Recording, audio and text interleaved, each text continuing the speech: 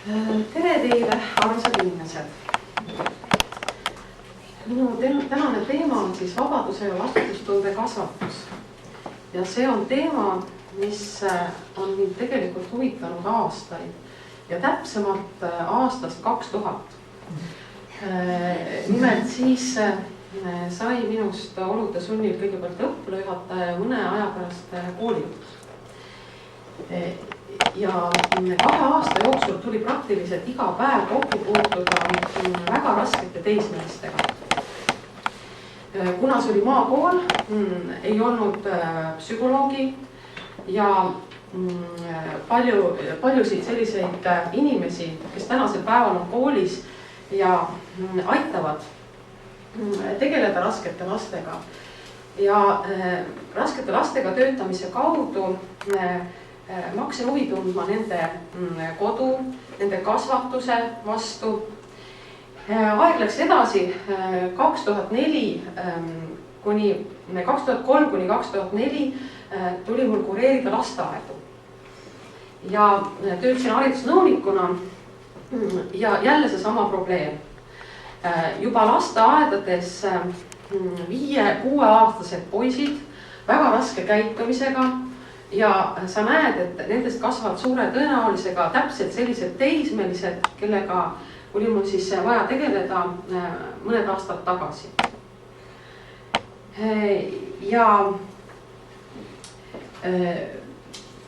sellest siis see huvi. Nüüd täpsemalt alustame siis kõigepealt vabadusega, räägime natukene lahti seda vabaduse teemat. Ja seda, kuidas tänases ühiskonnas meil vabadust mõistetakse, mida tähendab vabadus perekonna jaoks, milline on vabadus lastekasvatuses ja sealt edasi siis vastutustunde kasvatuse juurde. Teil on kätte jaotatud väikesed lühikesed sellised tutvustused, need on tegelikult see osa, mis minu esinemisest välja jäi ja seal kõige olulisem on need tundlikud perioodid.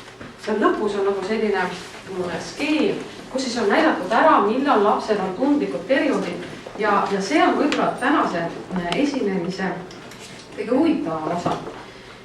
Ja lõpus siis annaksin konkreetseid soovitusi ka, kas siis praegustele lapsevanematele või tulevastele lapsevanematele ja ise tahaksin öelda seda, et meil on, osad lapsed on suured ja osad on päris väikesed ja mul oleks küll olnud hea meel, kui ma oleksin mõelnud mõned asjad paremini läbi, kui esimesed lapsed olid veel päris väikesed.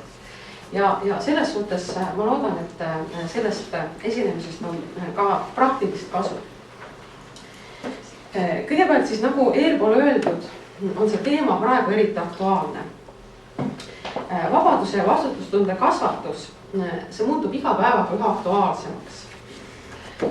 Ja olime ühel koolitusel, mida viisid läbi siis hispaanlased ja nemad tõid välja suure osa teismeliste probleemid.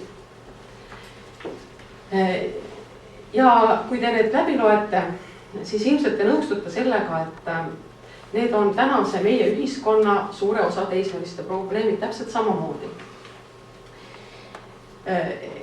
Ja siin eelkõige see enda halvasti tundmine. Tähendab teismeline, kes on agressiivne, kellel on see väärtuste kriis, on tegelikult ise õnnetu.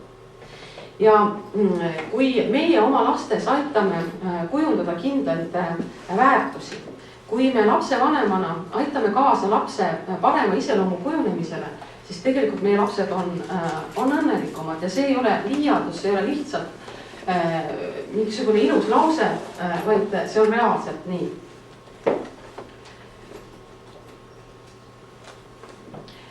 Kõik algabki sellest, mida me lapsevanemana mõistame vabaduse all. Vabaduse teema on meil läbi mõeldud eelkõige ideoloogiliselt. Peale taasiseseisvumist oli ja tuli ja meile meeldis sellest mõelda. Aga tänasel päeval tuleks meil hakata rääkima vabadusest filosoofilisest ja eelkõige üldinimlikust tähendusest. ja need ei ole päris needsamad asjad.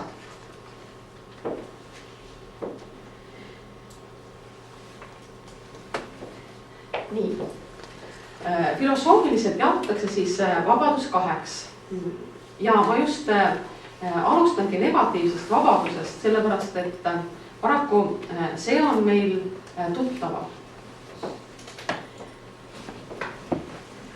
Sisuliselt on see sunduse puudumine ja kui me vaatame oma raskeid teismelisi koolis või kus iganes, siis vabadus võib kohati tähendada seda, et me näiteks ei osale mõnes tunnis. Me ei taha rääkida piirangutest, kohustustest, ammugi mitte, sest kõige tähtsam on vabadus ja vabadusega kaasnevad õigused.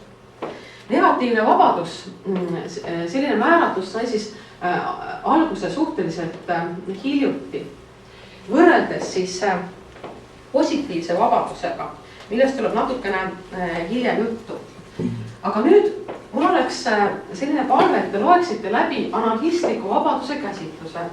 Ma nüüd natukeseks vaikin ja mõtleksite natukene selle määratluse peale.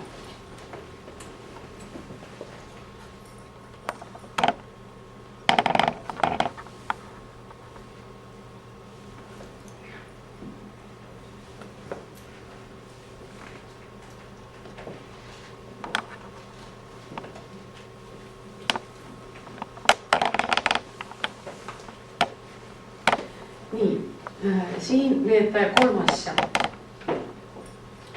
Minu südametunnistus, minu iseenda südametunnistus, minu enda mõistus ja minu enda tahe. Ja nüüd, kui me paneme siia sellise sõna juurde nagu vabadus laste kasvatuses, siis tuleb meil tõdeda, et paraku see on paljudes peredes arusaam laste kasvatusest. See lihtsalt on tänase päeva reaalsus. Ja nüüd siis sellest reaalsusest tulenevalt on kujunenud välja ja see on ühelt poolt ka nõukogude aja tulemus, et laps on eelkõige kellegi teise asi.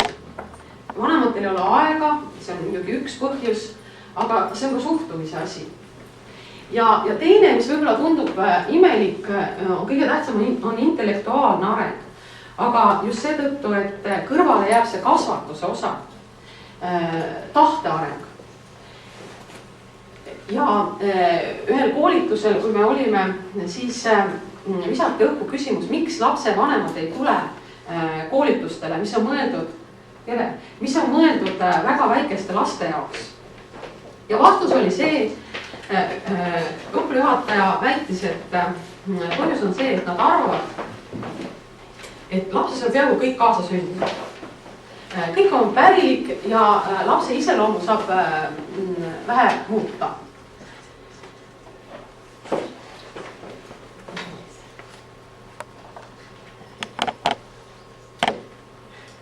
Ja nüüd läheme siis positiivse vabaduse juurde ja see on siis teema, millest täna tulebki jutt. Ja positiivne vabadus on tõesti väga vana. See on klassikaline inimese määratlus. Ja selle järgi on siis vaba inimene see, kelle vaim kontrollib keha. Ja rõhuasetus oleks just see, et inimene peab ennast valitsema ja seda on võimalik lapsele õpetada. Ja nüüd võib-olla siia näiteks tuues, kas on vaba teismeline, kes sööb liiga palju? Kas saab olla vaba? Lõpuni, kui me nüüd selle määratluse järgi võtame, kas saab olla vaba teismeline ka täiskasvanu, kes tarbib liiga palju? Ja vabadus ei saa olla eesmärk iseeneses.